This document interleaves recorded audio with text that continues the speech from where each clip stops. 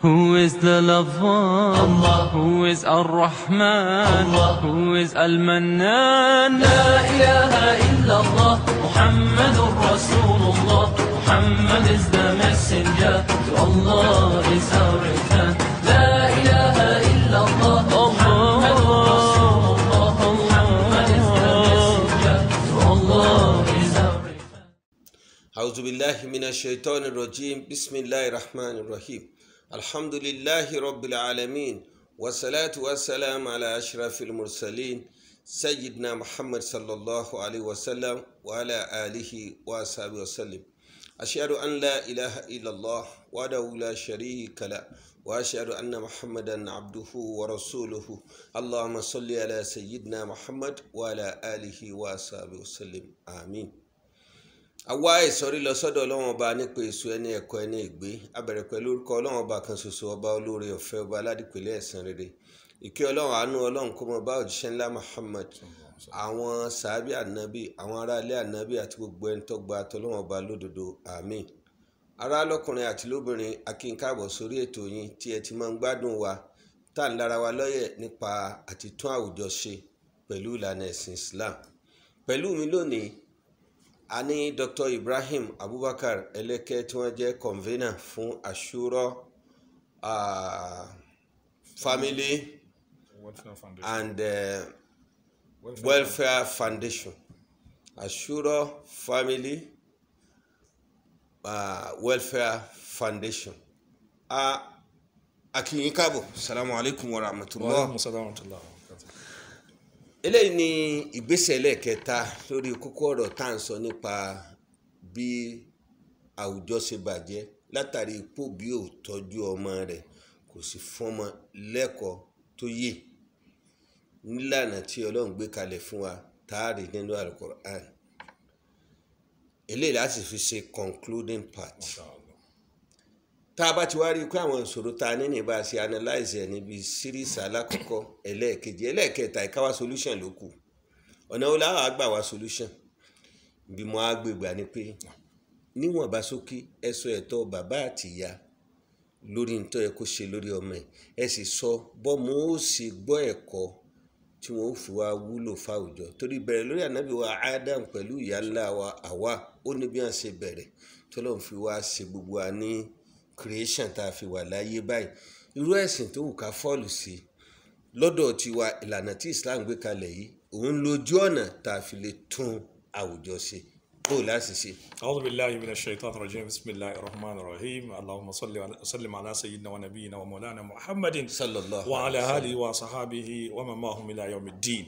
Lẹ́yìn ìgbà tí a kí Ọlọ́run ọba tí a gbọ́dọ̀ má kí ọba tí kíkí wa jọ́nà yẹn fún ọba tó já sí pé kíkí wo sí nǹkan kan láre ó kàn fẹ́ káwa náà ò fi para wa lé ni àtọrọ àlékún ìkí Ọlọ́run àlékún ìkí Ọlọ́run fún ẹ̀mí ànábì wa Muhammad pẹ̀lú àtọrọ ṣe ká alẹ́ mi fún kárí gbogbo àwọn àlùfáà wa Ọlọ́run bá wa sàlékún kẹ́ wọn ó fi dé bàbá ìmáàmù wa Ọlọ́run bá kẹ́ gbogbo wọn gbogbo àwọn tọ́lọ́run ṣẹ́kù fún wa Ọlọ́run má jẹ́ kó wọn lápadà sí ibú gbogbo ẹ̀yin bàbá wa yìí náà tó já sí wípé gbogbo gbà ọ̀rọ̀ tẹ̀sìn ní mítìnì kan sí kejì ní ibi tẹ́yìn àti máa bá tó lérí Ọlọ́run má jẹ́ sọ́ọ̀tì jọ́ ní àbárkọ́lá náà Muhammad Ọlọ́run akílẹ̀ iṣẹ́ tá a wà yìí akí producer wa Ọlọ́run máa dúpẹ́ fún gbogbo wọn nítorí iṣẹ́ ńlá lẹ̀ ń ṣe ní gbogbo gbà Ọlọ́run kó gbà ní ìbádà fún yín ṣe rí solution kì í ṣe tó jìnnà nǹkan mẹ́rin nítorí wípé tí a bá fẹ́ pè ní nǹkan márùn-ún èèyàn máa ka tàwọn tó já sí pé wọn ò tí ì lọ́kọ níyàwó mà gbèlè pé wọn ò bímọ ṣùgbọ́n ẹja gbé níbi tó ti dàrú náà kí àwọn tọ̀hún máa lọ sórí YouTube Muslim Media Watch Group kan lọ lè download ti first and second episode lectures yìí láwọn ayé tá a rí tó da àwùjọ wa irú débi tó dé yìí wọ́n lè mọ ibi tí a ti ń bọ̀ ṣùgbọ́n ẹja wò ní láti fi dáa bá a dé gbogbo tí a bá ṣe láyé Ọlọ́run ti sọ fún wa wípé ma kana Allahu li'azibakum wa antum yastaghfirun àbí Ọlọ́run sọ fún wa láàyè mí wípé ma kana Allahu li'azibahum wa hum yastaghfirun níjọ́ tẹ́ ẹ bá ti ń tọrọ àforíjì gbà nǹkan tí mo ṣe yóò da Ọlọ́run yìí ṣe rú ẹ̀ mọ́ Ọlọ́run ní yìí ní fìyà jẹ yín yín tọrọ àforíjì yín gba àforíjì yín ní sì tọ́ yín sípò wípé dẹ́ṣẹ̀ rí Allahu akbar nínú àánú Ọlọ́run náà lélẹ́yìn tó wà. Ọlọ́run wá sọ láàyè mi fún wa ma kunna mu'adhibina hatta nab'atha rasula tí ká tó lè sọ wípé ẹ jìyà lérí nǹkan kan a ti gbọ́dọ̀ fi hàn yín pé báyìí ni ẹni eléyìí ò dáa inú táwa bá sọ fún yín bẹ́ẹ̀ ti rìn àníjẹ yín àlérí ẹ̀. àìmọ̀kan lẹ fi ṣe. àìmọ̀kan lẹ fi ṣe. now àkọ́kọ́ nínú ọ̀nà àbáyọ òun ni kí gbogbo wa yányán kí Muslim Media Watch Group wọn ràn wá lọ́wọ́. mo ti yọra mi kó báyìí náà láti lè sọ̀rọ̀. ẹ fẹ́ fún our responsibility báyìí. láti bá wa bá ìjọba ìpínlẹ̀ yìí sọ̀rọ̀. ìpínlẹ̀ ti Kwara yìí. ti Kwara yìí. alẹ́ ọ̀sán. bí pààyàn bá sàkálé onílé yóò kálé ara ẹ̀. ajá lè má rò láti sójúlé méjì ṣùgbọ́n yóò lè sójúlé olówó ẹ̀. ti bàbá rẹ̀ tó lóhùn rẹ̀ bàbá bí wọ́n ti da IRK àti CRK nù yóò da. Allahu Akbar. àkọ́kọ́ ṣòro ta ní láwùjọ wa. bẹ́ẹ̀ ni pẹ́ rí àbájáde ìwádìí tí Muslim stakeholders ṣe Kwara ṣe. Allahu Akbar. a ṣe ìwádìí lọ́pọ̀lọpọ̀ a sì ti rí i pé Islamic Religious Studies and Arabic ní Kwara State yóò. No. Bó ti ẹ̀ sẹ́ pé ìjọba fẹ́ ká máa teach along with other subjects. Sufficient teachers ò sí ibi ó sì wà ó wà lopsided táwọn kan wà níbi kan táwọn kan ò sì rẹ́ nìkankan àwọn kan sì pọ̀ síbi kan àti gbé lọ bá àwọn alákòóso ètò. kí wọ́n wá gba ẹ̀yìn tó jà yín kọ̀ọ̀kan tó já sí wípé ẹ mú ọ̀rọ̀ ẹ̀sìn lọ́kùnkúndùn. kí wọ́n taxi yín pẹ̀lú responsibility àti máa lọ lè wò ṣé wọ́n ń follow syllabus àti curriculum yẹn. Primary 3 ní gbogbo àyè tí a wà kọ́dọ̀rọ̀ bùkátẹ́ wíńjẹ jọ àti àṣírí. bẹ́ẹ̀ni láti fi wá school jọ. láti fi wá school èèyàn ò tí ì jáde primary tá a ti mọ bó o lè yẹn ń ṣe sóbì. gẹ́gẹ́ bí táwọn ní first episode wa wípé kò sọ́mọ tí ò fẹ́ yàyàkuyà òbí ni ó dúró nínú pé mo fẹ́ kó o ya dáadáa. That's it. ẹ̀yin jẹ́ kan nú òbí tẹ wá rí i pé àwọn opportunity tó yẹ káwọn ọmọ utilize látàrí school tó ń lọ wọn ò rí utilize torí wọn ò rẹ́ni tí ó kọ́ wọn. àkọ́kọ́ nínú ọ̀nà àbáyọ tí ẹ̀yin bá ti bá wọn bájọ máa sọ́tọ́ náà bá ti ní kí wọ́n ṣe bá a ṣe fẹ́. ó ṣe é ṣe kó já sí pọ̀ ọmọ ní òmà tó máa bẹ̀rẹ̀ sí. Allahu Akbar. ẹ̀kọ́ tó bá kọ́ ní school nípa ẹ̀sìn dádì wọn là gbọ́dọ̀ ṣe báyìí o mọ́mí wọn là gbọ́dọ̀ ṣe báyìí kọ́dà wọn authority hàn wá nù kọ́dà gbà mí bẹ̀ ojú téèyàn fẹ́ sí ó máa tìyàn lójú ọmọ yẹn. Allahu Akbar. ẹlẹ́ẹ̀kejì bá mi ọ̀kan nù. òun ni ìfún ọmọ lọ́yàn adequately. Allahu Akbar. ọ̀dọ̀ ní táwọn yẹn rò pé ń lọ. ẹ̀yin tẹ́ bí wa rè ẹ̀yin mu yàn dákàn Ọlọ́run ká dára pàwọn náà mú ẹnu gbàdá wa ń jọmọ kékeré táyì tí dàgbà tún tó báyìí ìní wọn tún gbé dé wípé ẹ máa fọmọ ní fùdù ẹ máa fọmọ ní kínní ẹ wá wo àwọn ọmọ tí wọ́n bí lẹ́yìn ìgbà tí wọ́n bí àwa tán tí wọ́n fún ní fùdù. ìwà màálù náà ní bẹ pẹ̀lú wọn ìwé ẹranko. níta bá gbọ́mọ fún tọ́ gẹ́gẹ́ bá ti wí níjẹ̀ ìjọ. láti ní kò sí ní tí Islam ọ̀dá sí. ọ̀dọ̀ dá sí ó sọ ń bẹ̀ ní iye ìgbà tẹ́ tó gbọmú lọ́nà ọmọ. kọ́dà bọ́mọ àwọn bá wá ní síkìlà àbẹ́ tó bá wá ní premature ìgbà wo lẹ gbúdọ̀ tọ́ ọmọ Kùránì tó sọ pé oṣù rẹ̀ wá pé o. ẹ wá làmọ́lẹ̀ nísìn ká fún ọmọ lọ́yàn gbò wọ́n ní kọ́dà ẹ gbàgbé pẹ̀lú tàwọn so called modern women. tó bá já sí pé ní tí Kùránì wí ni ó ní wọ́n fi sọ́ọ̀lù òfin àmì 2 years ní ká fún ọmọ lọ́yàn. Masha Allah. ọdún méjì. réètì tí ó fi máa mú ní ọmọ dínkù díẹ̀díẹ̀ àmọ́ gbọ́dọ̀ pọ́dún méjì kọ́mọ ní wọ́n bá yẹ àná táwọn ọmọ tí wọ́n mu tinú aago ló yà nísìn. nítorí wípé omi ara àtẹ̀jẹ̀ ara yìí ẹ̀ ní mu. Allahu Akbar. lọ́pọ̀lọpọ̀ gbà ẹ máa wò ó àwọn bàbá wa ń jọ àtàwọn ìyá wa ń jọ ẹ má bínú pé mo tún lọ bọ̀ ní tí wọ́n bá tó máa ń sinra tó máa fẹ́ kó mójúlé wọ́n wá lè mú oúnjẹ tó máa fẹ́ fún wọn àfi ra àtẹ́lẹsẹ̀ tí wọ́n sáré pé oògùn àwọn kan oúnjẹ wọn wà ní kẹrin àwọn oúnjẹ ẹran ó sì máa lé. ajá máa ń jẹ bẹ́ẹ̀ tájà ó máa lé. bó o lọ ọmọ tí o wá kò mú ọyàn rẹ. bó o ló ṣe lè mú ìwà rẹ ìwọ ọmọlúwàbí tí wọ́n mọ̀. ẹlẹ́ẹ̀kejì ni wípé connection kan máa ń bẹ nítorí pé ẹ wo ìjàpá ìfọmọ lọ́yàn. ìjàpá ọmọ ní ọmọ dàgbà fún rẹ. rárá kì í fọmọ lọ́yàn tó bá lọ lè jẹun nínú báyìí níṣẹ́ Ọlọ́run ni wípé yóò wá kó àwọn ọmọ rẹ̀ síwájú báyìí oúnjẹ tó ń jẹ tíkùn rẹ̀ yóò máa wá wò wọ́n lójú báyìí tó bá ti wo eléyìí oúnjẹ òun ó transfer síkùn ọmọ research ní ẹjẹ àwọn yóò lọ lè ṣe yóò tún wọ ọmọ mi yóò tún dédé iye ọmọ tó bá bí ìlóúnjẹ ó máa transfer tẹ́ẹ̀ ní oúnjẹ tí ń débẹ̀ ọmọ ó sì máa yó. àwọn scientific proof ti fi hàn pé bí tortoise ṣe ń feed àwọn babies rẹ̀ nìyẹn. now ìtumọ̀ rẹ̀ ni wípé níjọ́ náà máa ń fọmọ lọ́yàn tí ń máa ń wo ẹyin ju ìyá rẹ̀ yóò máa láàánú ọmọ ìyá wọn nítorí tó fi dà pé ọmọ láàánú mánu ẹlẹ́ẹ̀kẹta òun lè dáa sọ níbi ọ̀sẹ̀ méjì sẹ́yìn òun ni ìwà ọ̀nà láti wá ń tá a fẹ́ àtòfẹ́ ibi tá àwọn ibi tá ní problem ká má fẹ́fẹ́ kú fẹ́ lóbìn àbí lọ́kọ ẹlẹ́ẹ̀kẹrin òun ni ìwọ ọmọ sọ lóko irú ọkọ wo lásọ ọmọ wa tí ọmọ bọmọ náà lò títí gbé ọjọ́ ayé ẹ̀. ẹlẹ́ẹ̀karùn nínú ẹ̀ òun wá ní ìbá ọmọ kọ́ rẹ̀ ìbá kẹgbẹ́ níbi ìsìtọ́lọ́hún.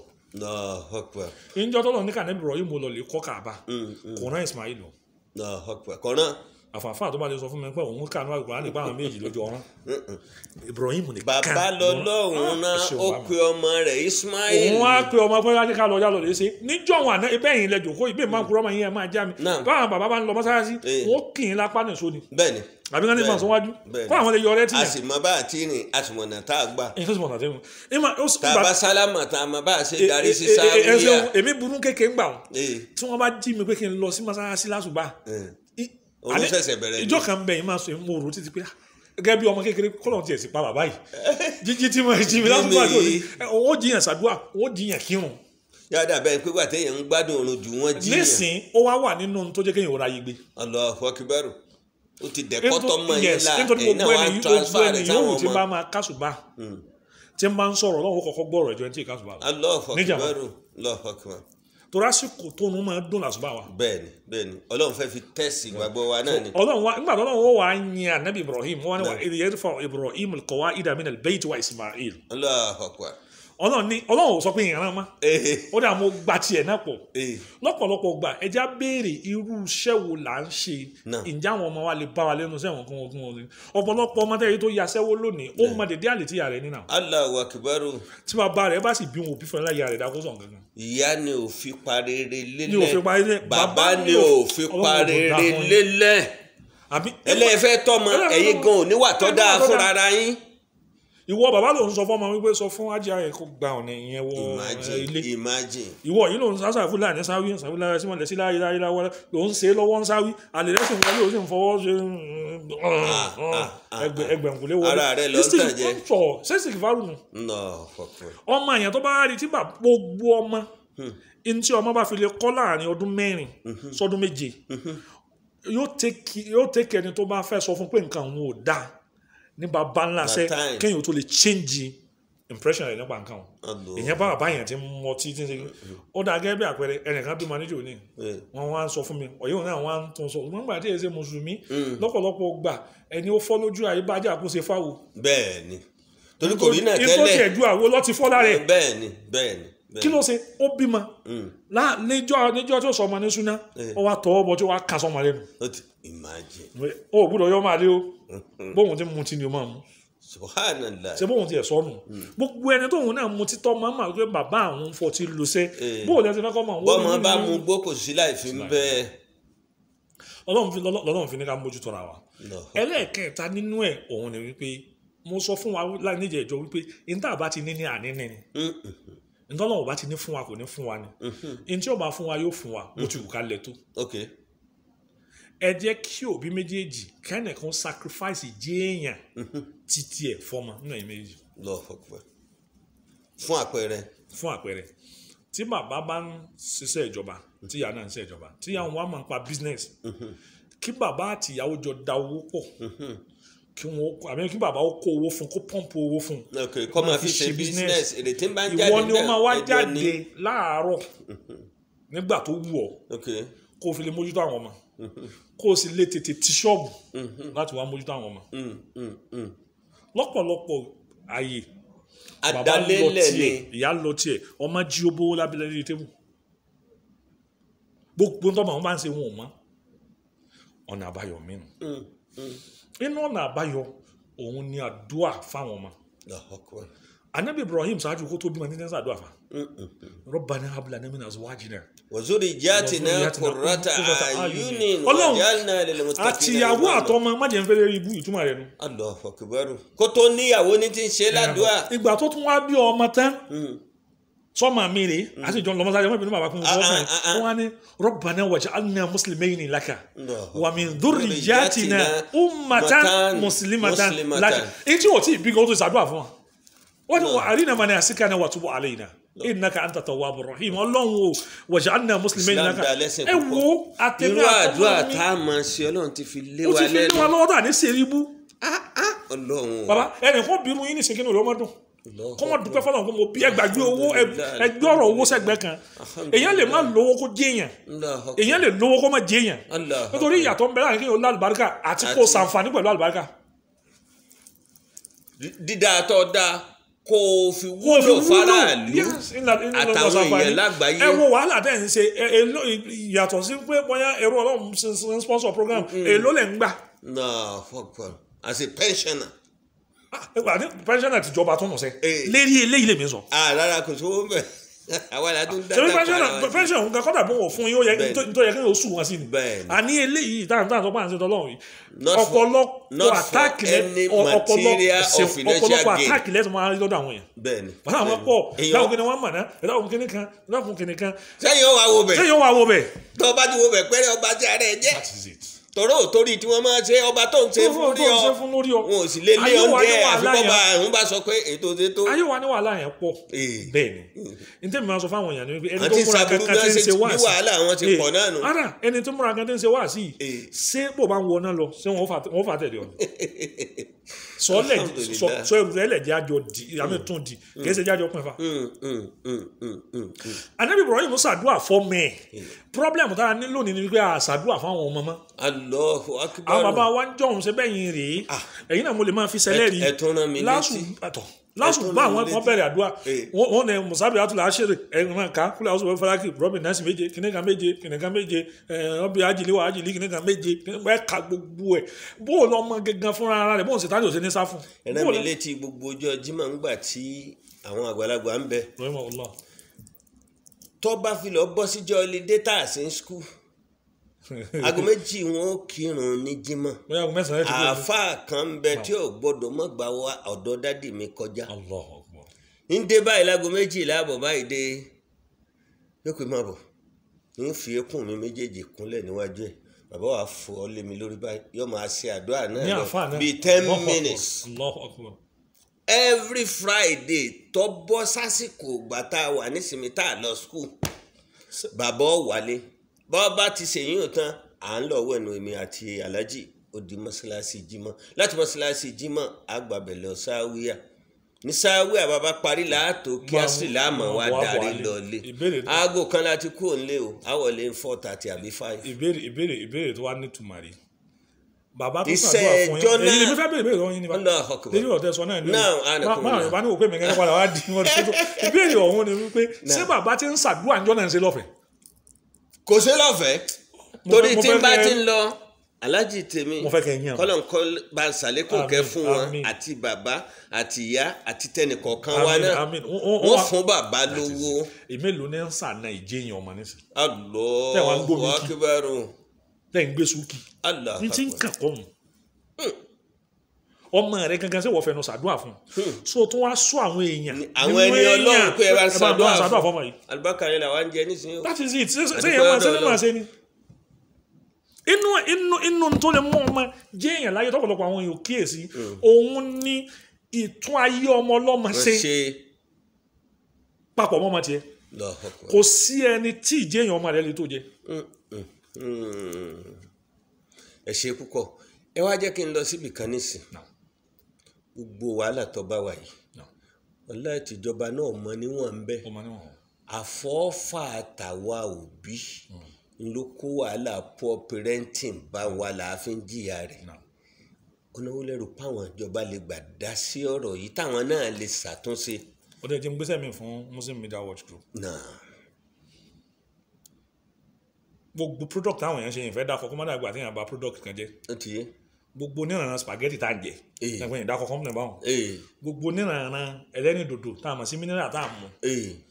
gbogbo níranran flour tá ń jẹ gbogbo níranran ìrẹsì tá ń jẹ ṣé mùsùlùmí ò máa rà à ń rà o ìjọ tí wọ́n bá fẹ́ give back to society kí ló tó já sí pé àwọn ọmọ tá ń jó hòhò ni wọ́n ń kówó fún. subahana man yàrá ni wọ́n yẹ small kala. ìgbésẹ̀ wo ni Muslim Media Watch Group ń ṣe ẹ má bínú. ó ti yé ara ọ̀rọ̀ ni. kẹ́yìn ó kọ lẹ́tà sí wọn tó bá di December. tẹ bá fẹ́ ṣe show lórí pé àwọn tó ṣe dáadáa ni ẹ ṣe ń gbà wọn tó ya wèrè tí wọ́n já sí gbòòrò pẹ̀lú ìlú ní hòhò tẹ wá ní ẹ̀fín entertain àwọn èèyàn níbi reception tẹ̀ ń ṣe fáwọn kọ́sọ́mà yín tó ṣe dáadáa. Muslim Media Watch Group ti kọjá ẹgbẹ́ àbí organization ìlú kan. NGO gbogbo Nàìjíríà ni in that sense you can write a letter to any of these companies. Yes. This is àwùjọ ti bàjẹ́ tẹ́lẹ̀ ẹ̀yin náà tó ń politi àwùjọ wa. Islam in focus là ń ṣe yìí ó yá ẹ wá sponsor rẹ̀ fọ́dún kan. Muslim Media Watch Group mú àwọn programs ẹ̀ máa gbá program yìí dá ẹ sponsor program yìí fọ́dún kan. tí ìlú tá a máa ń lù gbàgbàgbà kò sí mọ́tò ọ̀hún sí lè fẹ́ràn oorun tó lè bàjẹ́ oorun tó bá ti pẹ́ ń gbá yàn ń gbá lọ́hùn yóò padà dìde ìtumọ̀ rẹ̀ ni pé táwọn ọmọ bá ń gbọ́ wá sí lóòrèkóòrè wọ́n padà dèèyàn. yóò yí wọn padà sí dáadáa. ẹlẹ́ẹ̀kejì nínú àìṣedéédéé tìjọba. tá a sì fẹ́ kí ìjọba mójútó ìbá ṣe federal ìbá ṣe state. òun ni wípé gbogbo ìran ìjọba wọ́n máa gbé àwọn èèyàn tí fọwọ́ lágbáni lójú síjọba sípò ni. kì í ṣe ẹni tó wúlò fún lù. ọ̀pọ̀lọpọ̀ àwọn tá à ń yàn sípò àwọn aláìmọ̀kan tí wọ́n wá mọ torí ara wọn nìkan kò sí good program tí ó jáde látọ̀dọ̀ ọ̀rú àwọn wọn àfi bọ́lọ̀ ń bá ní àmọ́ ìyàwó èèyàn. ṣé wọ́n kọ́ àwọn sẹ́nẹ́tọ̀ Nàìjíríà ló nílò lè ra mannequin tí wọ́n máa bá aláṣọjọ́ sí pọ̀. bẹ́ẹ̀ni ọ̀kan ló lọ ra sex toy lọ́lẹ́nìkan bí òun bẹ́ẹ̀ ló dìgbàjúrò olú ẹ̀ sínétọ̀ ni ó tún padà sí sẹ́nẹ̀tì ọ̀hún náà ìbéèrè míì nǹkan tara àlùbọ̀ òtìjọba lẹ́ ń ṣe lọ́wọ́. sẹ́nìkan ṣoṣo so yẹ kó jásí pọ̀ mọ́ra nǹkan yóò jẹ́ láwùjọ wa. àlọ́ fọkífẹ́rù àgọ́ débi tó ṣe pé wọ́n ò fi nǹkan kínkínní tàn wá á sì ra dùn fún wọn. àwọn gánagọ́ èyí náà ń sọ ìyá afẹ́fẹ́ àtúnṣe wọn ni wọn bá rí gẹ́gẹ́ bí èbú inú suratu Al-Imran aya 105 Ọlọ́run ní yā ayyuhalladhīna āmanū ʿalaykum anfusakum lā yadurrukum man dalla idhā ihtadaytum ilā Allāhi marji'ukum jami'an fayunabbi'ukum bimā kuntum ta'malūn sadaqallāhu Ọlọ́run ní yā ayyuhalladhīna āmanū ẹ̀yin rí yín pé tẹ́ ẹ máa ń tẹ́ wá sí láyé. ẹ̀yin tẹ́rí yín pé tẹ́ ẹ máa ń tẹ́ wá sí láyé náà. ʿalaykum anfusakum àwọn tí ẹ ṣọ́ra yín gangan ẹ ṣọ́wáwù nítorí náà bá ìṣọ́wáwù lā yadurrukum man dalla idhā ihtadaytum àwọn ọmọ tí wọ́n tẹ́ ẹ̀jẹ̀kùn orí títọ́ wọ́n wà á dámátá sí àwọn ọmọ yín rú orílẹ̀-èdè ó sì bàjẹ́. ọmọ tẹ bí tí èyí ti pé 18 years tẹ́ ẹ̀ ti ń wáyà bíi 300 million 400 million sákàǹtì ẹ̀ kí lè fẹ́ kó ṣe tó bá látàrí ìfẹ́ àfẹ́jù kí bọ́mọ jẹ́ àbólè nígbà tí wọ́n jí náà nígbà tí wọ́n jí ni mélòó nínú yín iná lè fọwọ́ sọ̀rọ̀ pé nínú agboolé wa èèyàn méjì iṣẹ́ látọwọ́ mi ẹnìkan bẹ nínú àwọn colleges of education tá a ní ní Kwara yìí ìfẹ́ dákọ ni ẹni òun wá máa ń gbé fáìlì ní ọ́fíìsì tó wà ní àdúgbò wọn pẹ̀lú fáìlì wọn láti pé yóò mọ kúnlẹ̀ fáwọn ẹgbẹ́ dákùtòrò Ọlọ́run ó wá wá iṣẹ́ fún yàn mọ́kànlá bó yẹ gẹ́tì ẹ̀ nísìnyí kìí ṣe lecturer kìí ṣe senior staff kìí ṣe executive officer kìí sì ṣe admin officer. níbi ẹ̀dákùtòrò Ọlọ́run provost ẹ̀dákùn àmọ̀ pí kìíní máa wà ní ẹ̀dákùtòrò Ọlọ́run mẹ́gbọ́n mi ni ọmọ officer assistant kíkà gbé fáìlì wọ́n sì ti bí ìkúnlẹ̀ ẹni àwọn ọmọ ọlọ́mọ sì jẹ́ èèyàn látara rẹ̀. ẹ̀yin yóò wúlò gbogbo ẹni tí ò bá wúlò fọmọ ọlọ́mọ kò lè jèrè ọmọ tiẹ̀ náà. nítorí wípé ìwúlò fọmọ ọlọ́mọ ìlànà ìbọ̀rọ̀ ìwà la jèrè. ẹ ṣé púpọ̀. ẹ̀yin olùtẹ́tí sí wa tẹ́ ń gbọ́ wa tẹ́ ẹ̀ sì ń wò wá ibí ni a fẹ́ fi àdàgbẹ́ ètò ìtọ́mọ lọ́nà tó tọ́ sí awọ àwùjọ wa sì rí i pé orílẹ̀-èdè Nàìjíríà ti bàjẹ́ jù dé gbogbo Áfíríkà gbogbo ọmọ ló lose èyí tí ò lose inú wọn ó fẹ́ mọ́ ju 10% lọ torí àwọn ọmọ tí ọ̀dà wọ̀nyí wọ́n ti wá pọ̀ láwùjọ látàrí pé ọ̀mọ̀wé tó fọmọ rẹ̀ lẹ̀ tí ọ̀tọ̀ lọ́nà tó yẹ tálíkà tó fọmọ rẹ̀ lẹ̀ wípé mo bí náà ń lọ́mọ bí ó ṣe rí ọ̀nà wọn akọ̀lẹ́kọ̀ọ́ bú níta ó di pé ń ṣe gbogbo àwọn aburú káàkiri tá a bá lọ ní àwọn ọ̀dọ́ tó dáa láwùjọ bó lórílẹ̀‐èdè sì fẹ́ dà. So a bá ìjọba at all levels a bá wọn wí torí èmi recognize pé ìjọba tá a ní gbogbo Nàìjíríà lónìí federal àti state nìkan ni a bá wọn wí látàrí pé wọn ò mójútó àwọn ọmọ nìyẹn bó ṣe wọn mójútó nítòsí fà á náà ni pé àwọn gan pírọ́dọ̀kìtì àìṣedéédé àwùjọ wa yìí ni wọn ò fi rí àwùjọ wa tún ṣe. Wọ́n dàbẹ́ ni pé gbogbo ẹ̀yin tẹ́ ń gbọ́ wa tẹ́ ń wò wá tẹ́ ẹ sì ní táìmù fún wa yìí ẹ̀yin lọ̀rọ̀ bá wí o torí wọn ò gbéra wọn débẹ̀ ẹ̀yin lẹ gbé wọn débẹ̀. Gbogbo àwọn ọmọ ta ni wọ́n ń dà lúrú yìí náà nísìnyí ọmọ yín bẹ́ẹ̀ nu wọn ọmọ olówó ń bẹ ọmọ tálíkà ń bẹ tí kálukú wọn bẹ̀rẹ̀ sí pollute àwọn very few tó níláárí. Ẹ jẹ́ kí gbogbo wa ká ṣe ń tọ́lọ̀ ń fẹ́ ká dúró ti tọ́lọ́hún bá a bá dá aláwùjọ gẹ́gẹ́ bí ẹbí kọ̀ọ̀kan àfi ká fòrò àwọn ọmọ wa náà kan rí bá a ṣe rí bá a bá ti rí yìí ń ṣe àwùjọ ò lè dá kọ́lọ́n kó bá a tún àwùjọ wa ṣe. Ọlọ́run ọba nínú àánú rẹ̀ èyí tá a ṣe lédè abínibí ọjẹ́ àkọ́kọ́ à ń bọ̀ wá ṣe tẹ́lẹ̀ ìbò èyí tó ṣe pé àwọn tó ṣe pé àwọn náà ní tiwọn tí wọ́n mú náà tí wọ́n sọ pé àgbọ̀n tí wọ́n ń ṣe fanakula ni wọ́n fi ń sọ àbọ̀sáyé tiwọn náà ní bá a ṣe parí eléyìí kọ́lọ́run ọba nínú àánú rẹ̀ kó bá a tún àwùjọ wa ṣe. Níbi orílẹ̀-èdè wa dàrú dé Ọlọ́run jó tó bẹ́ẹ̀ tètè bá wa tún ṣe gbogbo àdúrà tí à ń ṣe Ọlọ́run gbà fún wa kó o fi àwọn olórí wa mọ̀nà kán máa ṣe ń tọ́tọ́ káwùjọ wa yí padà sí dáadáa ju bá a ṣe fẹ́ lọ. Wala rabbana hablana min azwajina wa zurriyyatina qurrata ayunin waj'alna lil muttaqina imama. Imam tí wọ́n wálé ni àwọn náà ni Dr. Ibrahim Abubakar Eleke ìmáàmù ni wọ́n àfáà ńláńlá ni wọ́n àdúpẹ́ pọ̀ fún wọn. Wọ́n fi àsìkò wọn lẹ̀ lódìndí ọ̀sẹ̀ mẹ́ta wọ́n wá fi ń dá wa lóhùn ìpè tá à ń pè wọ́n láti wá bá a tún àwùjọ ṣe. Gbogbo analysis wọn àti recommendation wọn gbogbo ẹ̀ náà lẹ́yìn náà ti gbọ́n ẹ̀yin tí lẹ́yìn ti dá tó ti tò ẹ bá wọn yòókù náà tí wọ́n ń ṣe jagbajagba ẹ bá wọn sọ̀rọ̀ káwùjọ tí wọ́n náà fi tò Ọlọ́run bá a tó àwùjọ yìí. Wala la ilaha illallah wala subhana rabbika rabbil izzati amma yasifun wa salamun ala al-mursalin walhamdulillahi rabbil alamin. Amin. Allahu akbar Allahu akbar Allahu akbar Allahu akbar. All praise is due to the one and only. He is the master of all creation.